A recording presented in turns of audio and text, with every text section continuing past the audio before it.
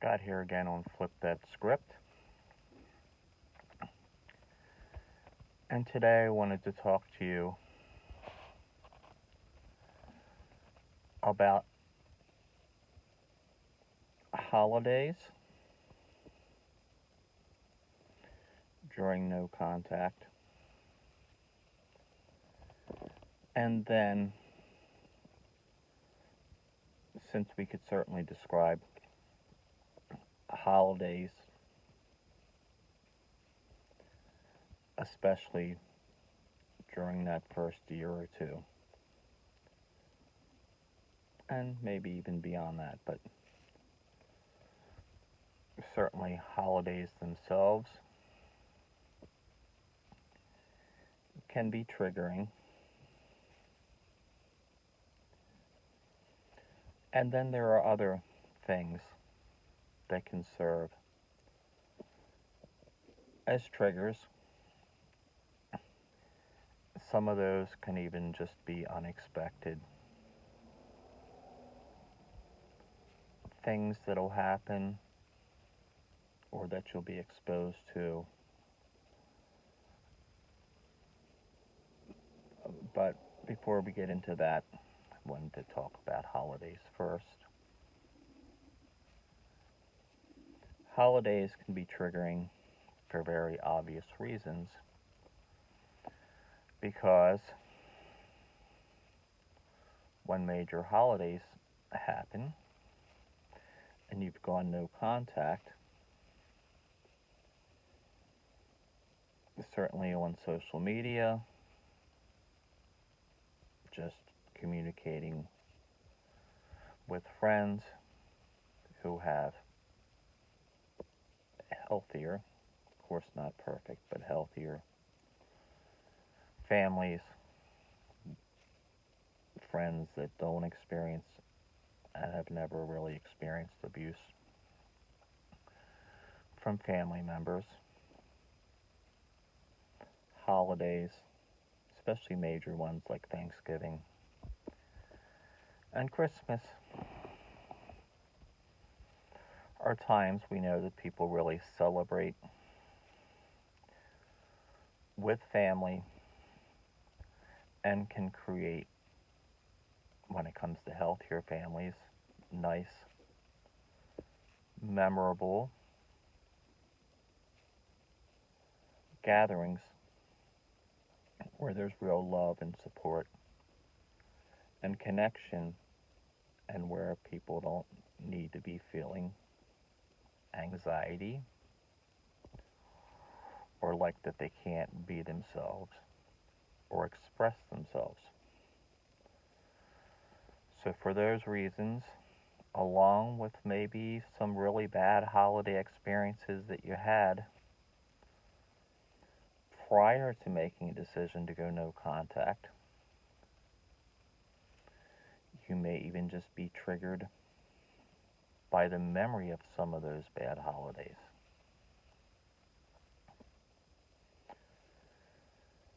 Because of this, especially with holidays such as Thanksgiving and Christmas,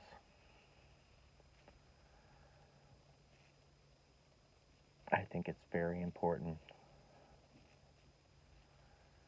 that you make plans and that you maybe start to change some of your traditions. If you have a family of your own, if you're married and have kids but have gone no contact with a sibling or siblings and or one or both parents, and you had normally been spending major holidays like this with them along with your own family if you're married and or married with kids, you're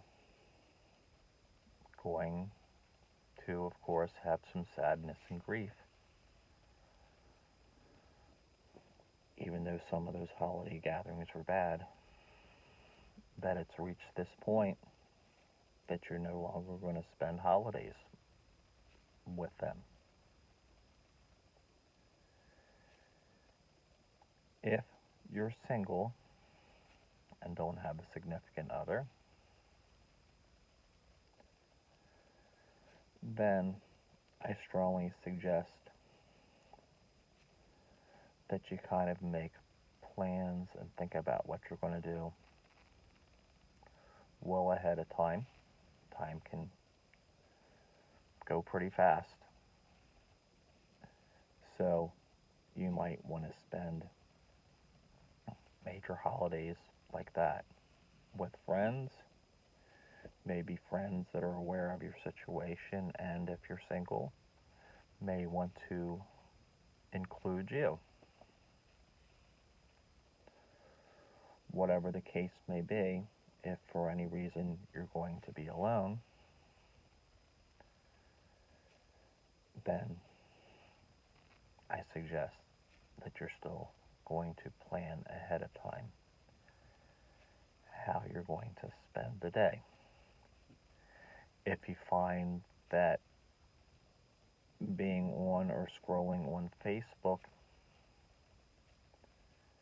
is too triggering because of being exposed to the kinds of scenes and the kinds of experiences that you never really had, then take a few days off from Facebook and don't look at the posts if they bother you. There's other holidays that can be very triggering. The birthdays of the toxic family members that you've cut contact with, your own birthday, and then some of the hardest ones if you've cut contact with a parent is Mother's Day and or Father's Day. Again, when it comes to that, you might want to stay away from Facebook and seeing the posts of people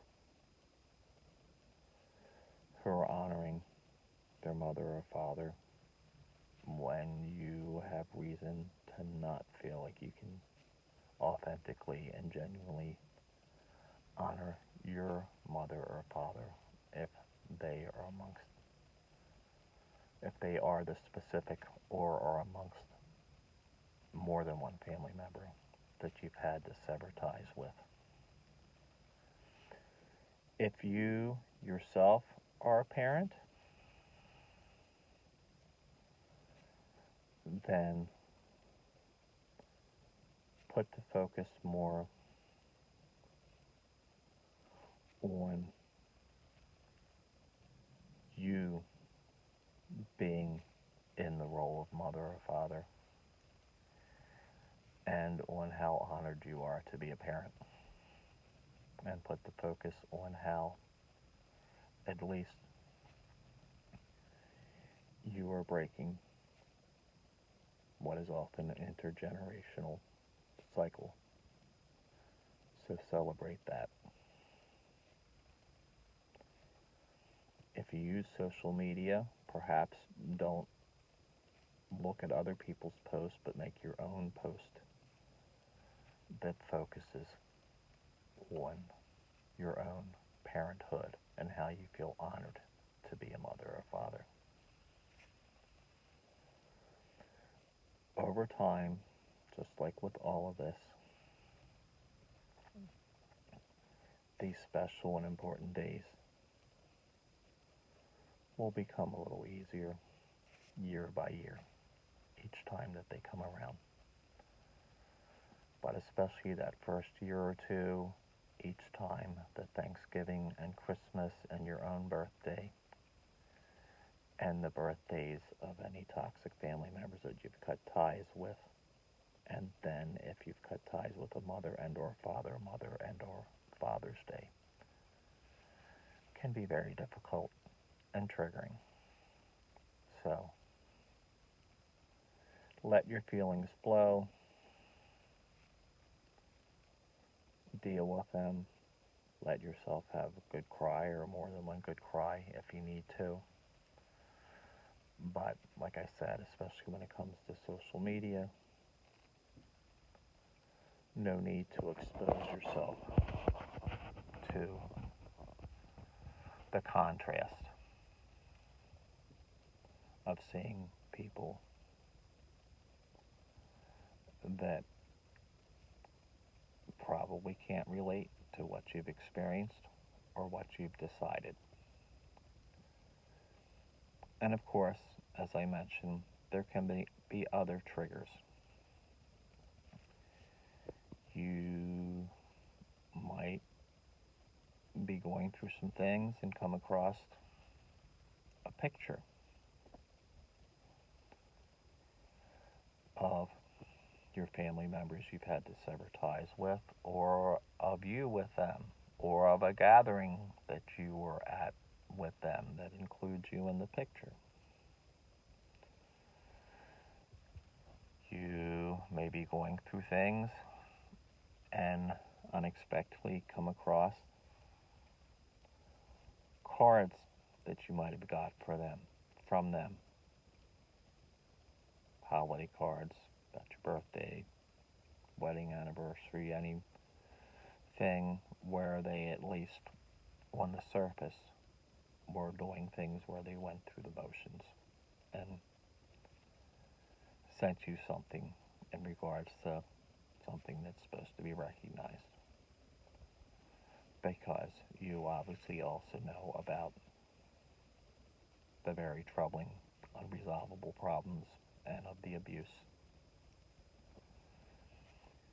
You could be in a store and overhear somebody being abusive towards a spouse or towards their kid or towards another family member or just towards somebody that they're maybe friends with or quote unquote friends that they're hanging out with, and you overhear somebody being verbally abusive to someone else. That can be triggering. You could also be reading a book or watching a show or a movie where an abusive character is being portrayed or played. That can also be very triggering. Now, sometimes being triggered can just bring up some of your unresolved grief and pain.